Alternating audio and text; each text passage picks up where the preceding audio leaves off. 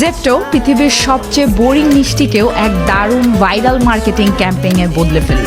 চলুন দেখে আসি কিভাবে। শনপাপড়ি সম্ভবত ভারতের সবচেয়ে সস্তা সহজলভ্য একটি মিষ্টি। দীপাবলিতে সবাই এটা গিফট হিসেবে পায়। ধরুন আপনি কাউকে শনপাপড়ি গিফট করেছেন, সে আবার অন্য কাউকে সেই গিফট দিয়ে দেয় এবং এই সাইকেল কখনো শেষই হয় না। আর এই সাইকেল মানে হলো বারবার গিফট হয়ে যাওয়ার অভ্যাস। এটাকেই মার্কেটিং গোল্ডে পরিণত করার জন্য জেপ্টো একটি দারুণ ক্যাম্পেইন করলো, যা অবিশ্বাস্য। তারা শনপাপড়ির জন্য আলাদা একটি কামব্যাক অফিসার বানিয়েছে, একদম প্রপার প্রোফাইল, অ্যাটিটিউড, ক্যারেক্টার, এমনকি ট্যাগলাইন পর্যন্ত। Make soan papdi great again.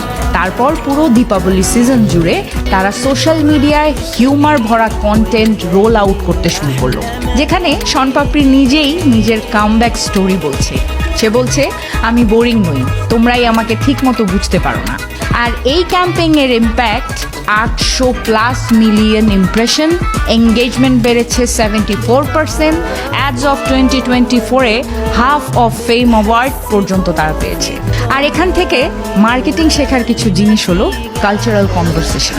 যখন সবাই কোনো কিছুর মজা নেয়, বুদ্ধিমান ব্র্যান্ডরা ঠিক সেখানেই লাভ দেয়। আরেকটি হলো টাইমিং ইজ এভরিথিং। ঠিক দীপাবলি সিজনে এসছে যখন গিফট সবচেয়ে গুরুত্বপূর্ণ।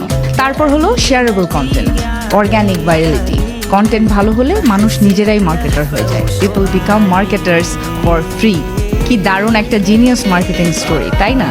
এরকম আরও দারুণ দারুণ মার্কেটিং স্ট্র্যাটেজি জানতে ফলো এবং সাবস্ক্রাইব করুন।